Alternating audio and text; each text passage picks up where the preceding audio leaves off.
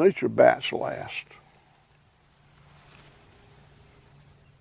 Can you elaborate more on that? That nature bats last? You know, all of these horribly harmful things we do to the environment, we're short term. You know, we will go away, and those things we do will go away, and nature will overcome it in time. Yeah.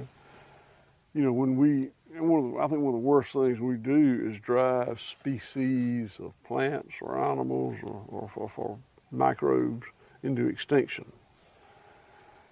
And when we do, we upset the balance of nature, but it'll regain its balance eventually. It may take dozens or hundreds or thousands of years, but it will be all right. You know, nature's powerful, but we can do a horrible amount of damage in the short run, but it is in the short run, not in terms of our 60, 70, 80-year-old lifespan, but in terms of nature, you know, thousands of years. And I mean, it kind of goes to the whole extraction, because that's what a lot of industrial agriculture really is extraction. Just maximum yields, really short-term thinking, like you're saying, because you're not thinking about what this happens. So nature yields an abundance. You know, all that coal and oil and gas in the ground we've been living on the last 100 years? That's the abundance of nature from the era of the dinosaur.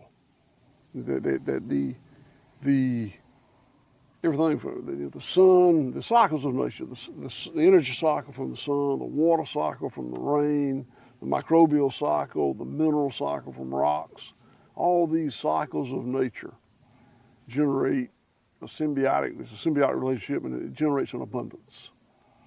And then, like I said, the fossil fuel was the abundance of that era.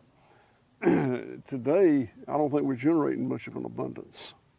We're generating yield, but it's offset by losing species, losing organic matter in the soil, losing.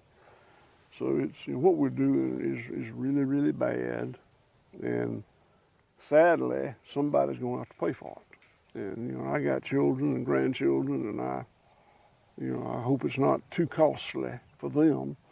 Probably won't be me paying for it directly. I mean, I'm 70. It'll probably happen after my lifetime. But I do want us on White Oak Pastures to do the things that we should be doing to keep that price from being so high here. Now, I can't affect what happens all over the state, all over the country, all over the world, but I can control White Oak Pastures. Now, when speaking to your two children that are, you know, eventually passing this down to, how do you go about that when talking with them long term about pretty much just everything you just covered? Well, I mean, I tell them just like I'm telling you, because they've heard me say it repeatedly, and they'll continue to hear me say it till I die.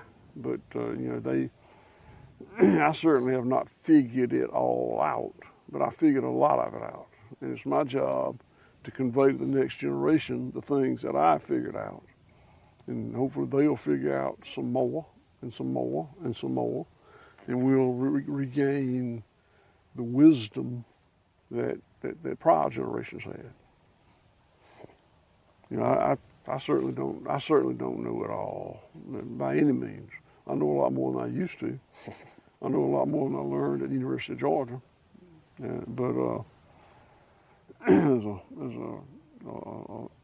you got to really think outside the box.